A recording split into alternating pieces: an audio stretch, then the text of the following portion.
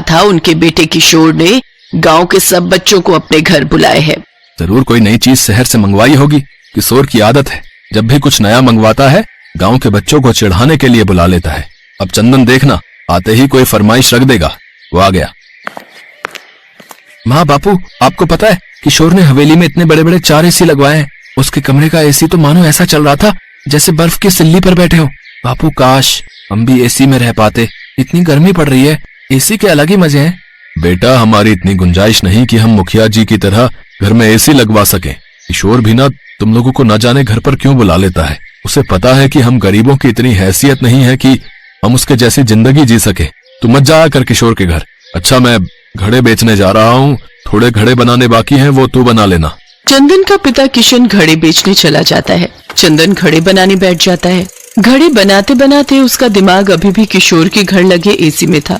तभी उसके दिमाग में एक आइडिया आता है। अगर मैं मिट्टी का एसी बनाऊं तो वो भी तो हमें बहुत ठंडक दे सकता है। अगर मैं कोशिश करूं तो मिट्टी का एसी बना सकता हूँ। चंदन बेटा किस सोच में पड़ गया? तेरे बापू आएंगे तो गुस्सा करेंगे कि तूने अभी तक घड़े नहीं बनाए। माँ, मैं मिट्टी का एसी बनाने के बारे में सोच रहा हूँ। अगर हम किशोर के जैसा एसी नहीं ले सकते तो हम मिट्टी का एसी तो बना ही सकते हैं ना। मिट्टी का एसी? बेटा वो तू कैसे बनाएगा? माँ चिंता मत करो, मैं कोई ना कोई जुगाड़ कर लूंगा। चंदन अब रोजाना अपने मिट्टी का एसी बनाने की तैयारी में जुट गया और फिर एक दिन चंदन ने बहुत ही बढ़िया मिट्टी का एसी बनाकर तैयार कर दिया। चंदन के माता पिता तो हैरान थे कि चंदन ने मिट्टी का एसी तैयार कर लिया है। चंदन अपने सभी दोस्तों को अपने घर मिट्टी का एसी दिखाने के लिए बुलाता है, जिसमें किशोर भी शामिल था। अरे वाह चंदन, तेरा मिट्टी का एसी तो बहुत बढ़िया यार। मेरे लिए भी एक मिट्टी का एसी बना दे भाई, हमारे घर भी बहुत गर्मी होती है। हाँ हाँ बना दूंगा, चिंता मत करो, मैं तुम सबके लिए मिट्टी का एसी बना दूंगा। अरे मेरा एसी बहुत बढ़िया है, तुम्हारा ये मिट्टी का सस्ता एसी मेरे एसी के सामने कुछ भी नहीं है। किशोर, एक तो चंदन ने इतनी मेहनत से ये एसी तैयार किया है और तू उसे गलत बोले जा रहा है। जा, हमें तेरे से बात नहीं करनी यार, जा। देख लूंगा तुम सबको, मैं जानते नहीं हो मैं गाँव के मुखिया का बेटा हूँ। किशोर गुस्से में वहाँ से चला जाता है। अरे तुम्हें उससे ऐसे बात नहीं करनी चाहिए थी। चलो जाने दो, जब उसका गुस्सा ठंडा होगा अपने आप आ जाएगा। माँ बापू आओ ना, हम सब इस एसी की ठंडी हवा का मजा लेते हैं। चंदन, तूने तो वाकई में बहुत बढ़िया एसी बनाया है रे। ये तो बहुत ठंडक दे रहा है, पूरा कमरा ठंडा हो गया है भाई। ठीक कह रहे हो, हमारा चंदन सचमुच बहुत दिमाग वाला है।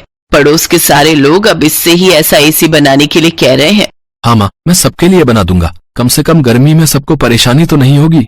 मिट्टी का एसी लग जाने से सचमुच गर्मी बहुत कम हो गई थी। आराम से चंदन और उसके माता पिता रात में सो जाते थे। पर एक दिन चंदन अपने माँ बापू के साथ बाजार गया हुआ था।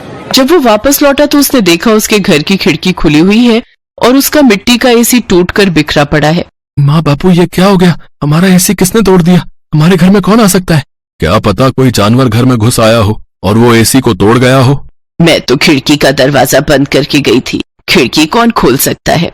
पर अगर जानवर भी घर में घुसता तो और सामान भी तो छेड़खानी करता, और सामान तो बिखरा हुआ ही नहीं है, सिर्फ एसी टूटा है। हो न हो जरूर किसी की साजिश है।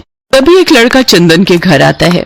चंदन, तेरा मिट्टी का एसी किशोर ने तोड़ा है। वो हंसते हुए अपने घर के नौकरों को ये बात बता रहा था, तब मेरे बापू ने सुन ली। तुम तो जानते ही हो बापू किशोर के घर पर काम करते हैं। बापू, किशोर ने ऐसा क्यों किया? मैंने उसका क्या बिगाड़ा था जो उसने मेरा एसी तोड़ दिया? मैंने कितनी मेहनत से बनाया था बापू। तभी मुखिया जी किशोर के साथ आ जाते हैं।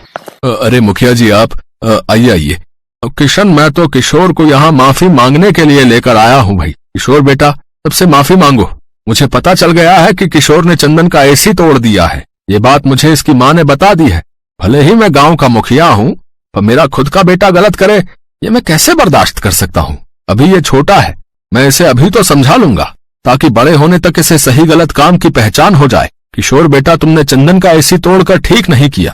चंदन से माफी मांगो। मुझे माफ कर दो चंदन, मुझसे गलती हो गई। मैं घबरा गया था कि अगर तुम्हारा मिट्टी का एसी आ गया है तो अब मेरे दोस्त